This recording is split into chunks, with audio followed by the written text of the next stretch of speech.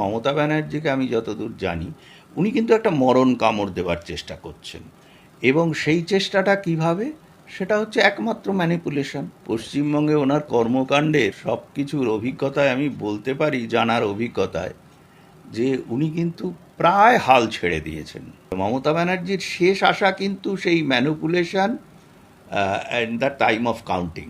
এইগুলো কিন্তু মমতা ব্যানার্জি এই যে অ্যান্টিক্সগুলো করছেন, এটার একমাত্র উদ্দেশ্য হচ্ছে উনি যখন হেরে যাবেন তখন কিন্তু উনি কখনো এর জন্য ক্ষমা প্রার্থনা করবেন না। উনি একটা অ্যালিগেশন তুলবেন যে এই ইলেকশন মানি না। এই কাউন্টিংয়ের ম্যানিপুলেশন বিভিন্ন পর্যায়ে করার ওনার এবং বিশেষ করে ওনার ভাইপোর যে আইপ্যাক টিম, তাদের সে অভিজ্ঞতা আছে। সে পাপ বাপকেও ছাড়ে না। এখন মমতা ব্যানার্জির কে আমি খালি সাজেশন দেব যে 4 তারিখে ওনার ফেড যখন সিলড হবে তখন উনি যেন দয়া করে রাস্তায় বেশি লাফালাফি না করেন। স্যার, মমতা বন্দ্যোপাধ্যায় প্রায় 3.5 থেকে 4 ঘন্টা স্ট্রং রুমে গিয়ে বসে থাকলেন। মমতা বন্দ্যোপাধ্যায় কোথাও গিয়ে কি বুঝতে পারছেন তার সরকার গড়ছে না, তিনি মুখ্যমন্ত্রী হচ্ছেন না, জোড়া ফুল আর এই পশ্চিমবঙ্গে ফুটছে না? তা এই ভয় কি কোথাও গিয়ে মমতা বন্দ্যোপাধ্যায়ের মনে বারবার করে জেগে উঠছে? দেখো, ভদ্রমহিলার সেই স্টুডেন্ট লাইফের আন্দোলনের থেকে পশ্চিমবঙ্গে ওনার কর্মকাণ্ডের সব কিছুর অভিজ্ঞতায় আমি বলতে পারি, জানার অভিজ্ঞতায়, যে উনি কিন্তু প্রায় হাল ছেড়ে দিয়েছেন, এবং সেটা ওনার বডি ল্যাঙ্গুয়েজে কিন্তু পরিষ্কার বুঝতে পারছো। তবে একটা কথা তোমাকে বলি, মমতা ব্যানার্জিকে আমি যতদূর জানি উনি কিন্তু একটা মরণ কামড় দেওয়ার চেষ্টা করছেন, এবং সেই চেষ্টাটা কিভাবে, সেটা হচ্ছে একমাত্র ম্যানিপুলেশন। ম্যানিপুলেশন মানে কোথায়? দেখো, ইভিএম এমনভাবে আছে এবং এমনভাবে তাকে বিভিন্ন রকম স্তরীয় সুরক্ষা বলয়ে ঘিরে রাখা হয়েছে যে ইভিএম রিপ্লেস করা বা ইভিএমে মানে ট্যাম্পারিং করা, এটা মানে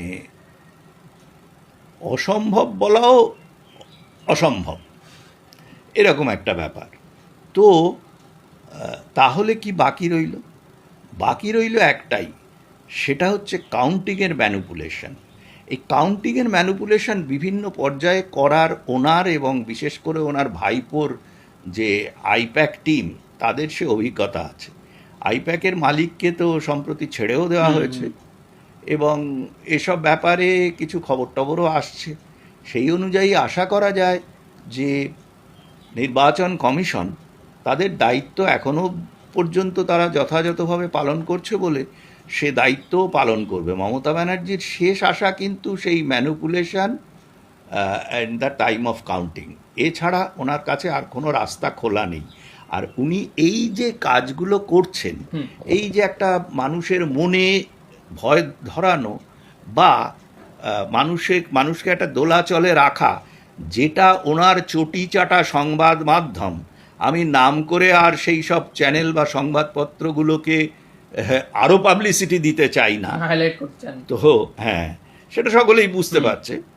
তারা মিথ্যাচার করে ওনার সঙ্গে গলা ফাটিয়ে যাচ্ছে। যেমন তারা চেঁচামেচি করেছিল ভোটের দিন নাকি সেন্ট্রাল ফোর্সের কে কোন একজন ধাক্কা দিয়ে একজন অশীতিপর বৃদ্ধকে মেরে ফেলেছে, এবং সেটা নিয়ে তারা প্রচারও করেছে, সেইগুলো রেকর্ডে আছে।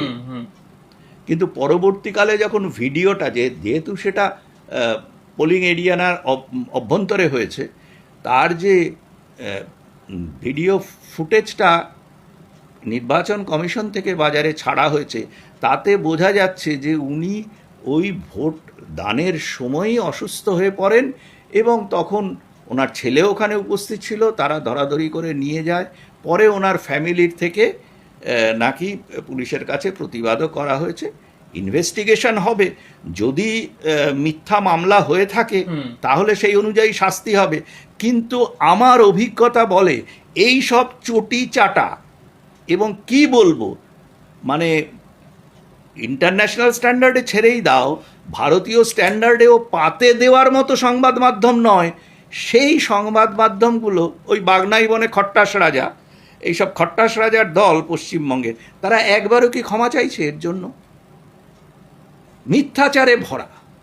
এবং এইগুলো কিন্তু মমতা ব্যানার্জি এই যে অ্যান্টিক্সগুলো করছেন, এটার একমাত্র উদ্দেশ্য হচ্ছে উনি যখন হেরে যাবেন তখন কিন্তু উনি কখনো এর জন্য ক্ষমা প্রার্থনা করবেন না। উনি একটা অ্যালিগেশন তুলবেন এবং হুক্কা হুয়ার মতো এই সব সংবাদ মাধ্যম এবং সাংবাদিকরা রাস্তায় নেমে লাফালাফি নাচানাচি করতে থাকবে যে এই ইলেকশন মানি না। যেমন ওনার থেকে সর্বৈব সুবিধাভোগী আর এক বৃদ্ধ, হ্যাঁ, সে বলে গেল এই রকম জঘন্য ইলেকশন সে কখনো দেখেনি। কারণ হচ্ছে কি, সে দেখেছে যে ইলেকশনে লাস্ট পরে ওনারকে যারা মানে অযৌক্তিকভাবে বিভিন্ন রকম উপঢৌকনে পরিবৃত রাখেন ওনাকে, ওনার ফ্যামিলিকে, তো সেই সব মানে লোকগুলো যেসব খুন খারাপি করতো প্রি পোল, পোলের দিনে, পোস্ট পোল, সব রেকর্ডই তো আছে। তো প্রচুর মানুষ মারা যেত, তাতে ওনার খুব আনন্দ হতো, তাই উনি নাকি এখন দুঃখের মধ্যে ভোট দিচ্ছেন। এই সব তিনি বলছেন তিনি নাম করেও এদেরকে পাবলিসিটি দিতে চান। মমতা বন্দ্যোপাধ্যায় বলছেন তিনি রাতে ঘুমাতে পারছেন না স্যার। না, রাস্তায় তো ঘুমানোর অভ্যেস নেই ওনার। উনি এইটা কথা বলে থাকলে উনি সত্যি কথা বলছেন। ওনার কি রাস্তায় ঘুমানোর অভ্যেস? দুগ্ধ ফেননিব সজ্জায় তিনি ঘুমন। ওনার হাওয়াই চটির দাম কত? ওনার যে ডিজাইনার শাড়িগুলো তার দাম কত? সেগুলো কে কারা বানায়? এটা বললে উনি ঠিকই বলেছেন, মানে উনি বাধ্য হয়েছেন এটা করতে। স্যার বিভিন্ন সংগঠন, বিশেষ করে চাকরিহারাদের সংগঠন, এটা রীতিমতো সোশ্যাল মিডিয়ায় লেখালেখি করছেন যে সময়ের চক্র এমনই অদ্ভুত, যাদের জন্য একদিন তাদের রাস্তায় বসতে হয়েছিল, আজ তারাই ইভিএম মেশিন পাহারা দিতে রাস্তায় বসে আছে।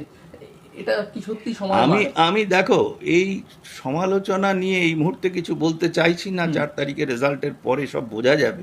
শুধু একটা কথা বলি তোমাকে, সেটা হচ্ছে পাপ বাপকেও ছাড়ে না।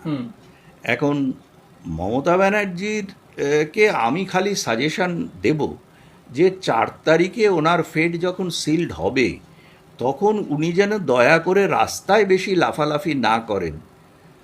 কারণ হচ্ছে কি, সেই মিঠুন চক্রবর্তীর একটা কথা মনে পড়ে গেল, পাবলিকের মার কেওড়াতলা পার।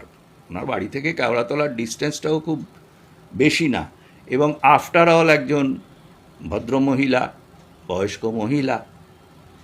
তো এই অবস্থায় উনি যদি পাবলিকের কাছে বেশি নাচানাচি করতে চান, ওনার বডিগার্ডরাও কতটা কি প্রোটেক্ট করবে? একটা কথা আমি মনে করিয়ে দিই, দ্বিতীয় বিশ্বযুদ্ধের প্রায় শেষের দিকে বেনিতো মুসোলিনি যখন রোমে একটা ক্লাবে, সেই পার্কে, ক্লাবের হয়ে একটা পার্কে বক্তৃতা দিচ্ছিলেন, তার জীবনের শেষ বক্তৃতা, তখন জনসাধারণ ওনাকে এমন আদর করা শুরু করেছিল যে পরবর্তীকালে ওনার বডিকে পাওয়া যায়নি বলে ওনার ডেথটাকে আইডেন্টিফাই করা হয়েছিল ওনার বাঁধানো দাঁত দিয়ে।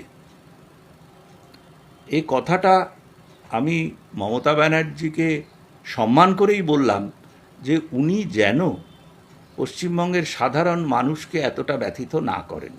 উনি বিরোধী নেত্রী হিসেবে ভালো কাজ করেছেন, উনি বিরোধী নেত্রী থাকলে খারাপ হবে না। অবশ্য ভবানীপুরে তো উনি জিততে পারবেন না, পরবর্তীকালে দেখা যাক কীভাবে কী করেন।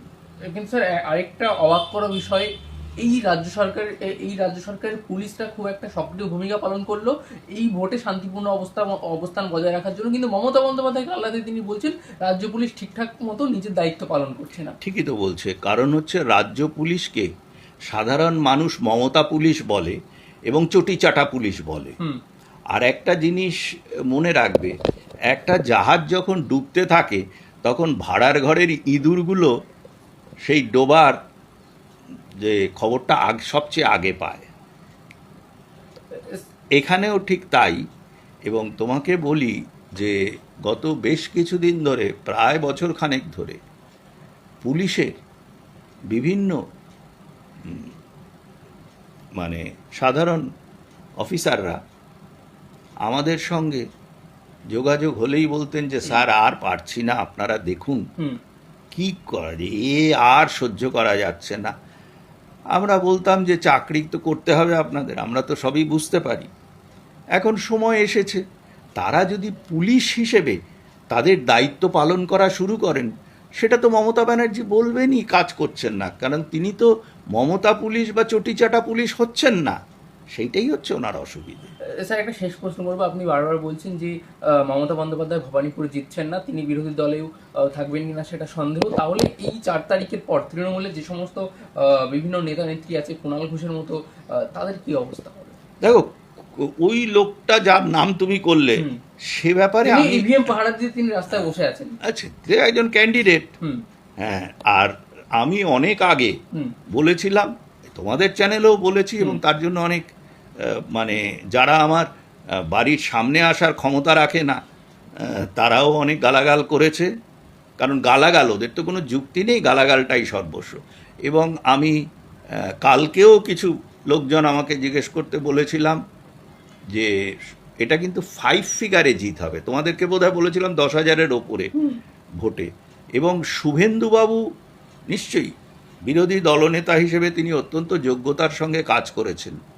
কিন্তু আমার যেটা মনে হচ্ছে এখন, শুভেন্দুবাবুর কাজ নিয়ে কিছু বলার নেই, কিন্তু মানুষ যে শুভেন্দুবাবুকে বা বিজেপিকে ভোট দিয়েছে, এর থেকেও বেশি হচ্ছে মানুষ মমতা ব্যানার্জি এবং তার দুর্নীতিগ্রস্ত এবং যে অসংবেদনশীল সামাজিক অন্যায়, নারী নির্যাতন, এই চাকরি ঘুষ খেয়ে নেওয়া, এই সবের ব্যাপারে যে অসংবেদনশীল, এবং এই যে ডিএ না দেওয়া, এই সব কারণে মানুষ মনে হচ্ছে একটা, মানে কি বলবো, যে মানে ওনাকে এবং ওনার দলবল, ওনার পরিবারকে রাজনীতির থেকে সরিয়ে দিয়ে রাজনীতি মুক্ত, মানে ব্যানার্জি পরিবার মুক্ত রাজনীতি, এটাই জনসাধারণ এটাকে লক্ষ্য করে ভোট দিয়েছে। অন্তত ভবানীপুরের ভোটটা সেইভাবেই হয়েছে।